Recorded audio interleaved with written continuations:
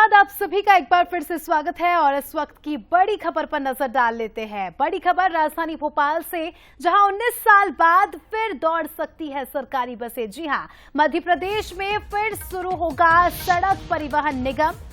आपको बता दें कि 19 साल बाद फिर से मध्य प्रदेश की सड़कों पर सरकारी बसें दौड़ेगी। परिवहन विभाग को प्रस्ताव बनाने के निर्देश दे दिए गए हैं।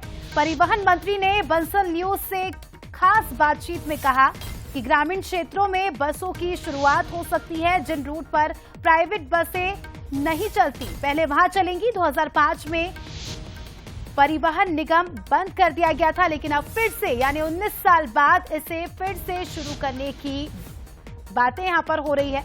बंसल न्यूज से खास बातचीत में मंत्री जी ने खुद कहा कि सबसे पहले ग्रामीण क्षेत्रों में बसों की शुरुआत होगी, यानी जहां पर प्राइवेट बसेस नहीं चलती है ज्यादा, वहां से इसकी शुरुआत होगी, बसों के चलने की शुरुआत होगी। उसके बाद धीरे धीरे पूरे प्रदेश में परिवहन निगम बसेस चलाएगा।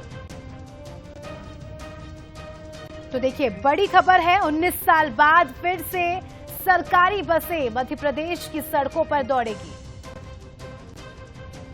तो देखिए, आखिरकार अब सवाल यही कि सरकारी बसों की जरूरत क्यों है। प्राइवेट बस ऑपरेटर्स की मनमानी को रोकने के लिए यात्रियों को सस्ती और सुरक्षित यात्रा की सुविधा, कंडम बसों के चलते लगातार बढ़ रहे हादसों को रोकने के लिए बताया जा रहा है कि ये इस तरह से सरकारी बसों का चलना जरूरी। जिस तरह से हम देख रहे हैं कि प्राइवेट बस चालक जिस तरह से मनमानी करते हैं, मनमाफिक किराया वसूल करते हैं, कहीं ना कहीं अगर ये बसेस चलेगी तो हम कह सकते हैं कि उससे ये तो रुकेगा ही, साथ ही लोगों को भी सुविधा होगी।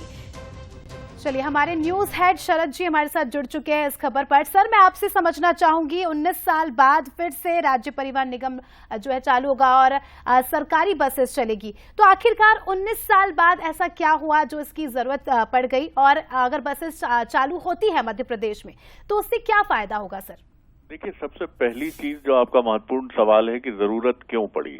जरूरत इसलिए पड़ी कि जो प्राइवेट बस ऑपरेटर्स हैं वो उन्हीं रूट पर रन करते हैं अपनी सेवाएं जहां पर उनको प्रॉफिट मिलता है, यानी उन्हें इस बात की चिंता नहीं होती है। और क्यों होगी? क्योंकि वो प्राइवेट ऑपरेटर्स हैं, उनका काम है मुनाफा कमाना, इसलिए वो इस पर बिल्कुल ध्यान नहीं देते हैं।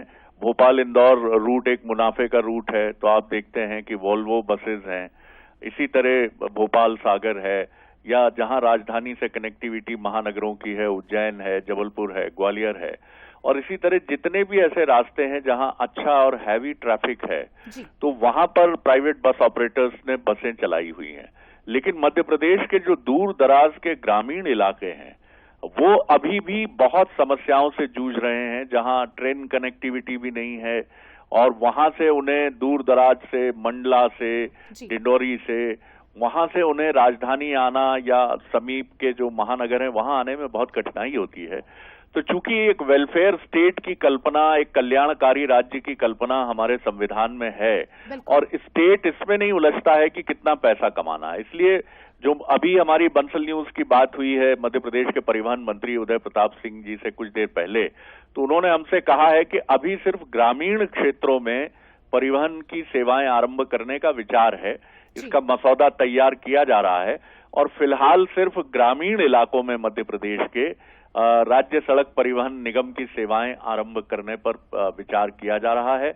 और सारी चीजें ठीक पाई गई तो चंद महीनों के भीतर उन ग्रामीण इलाकों में जहां अभी भी प्राइवेट बस ऑपरेटर्स बसें नहीं चलाते हैं वहां ये बसें चलाई जाएगी। बिल्कुल सर, और ऐसे कई सारे ग्रामीण इलाके हैं जहां पर एक जगह से दूसरी जगह जाने में काफी ज्यादा समस्याएं होती है लोगों को। अगर ये बसेस चलेगी तो हम कह सकते हैं कि उनका भी इसमें फायदा होगा और वो भी सुचारू रूप से परिवहन कर सकते हैं। बहुत बहुत शुक्रिया आपका सर जुड़ने के लिए और जानकारी दर्शकों तक साझा करने के लिए।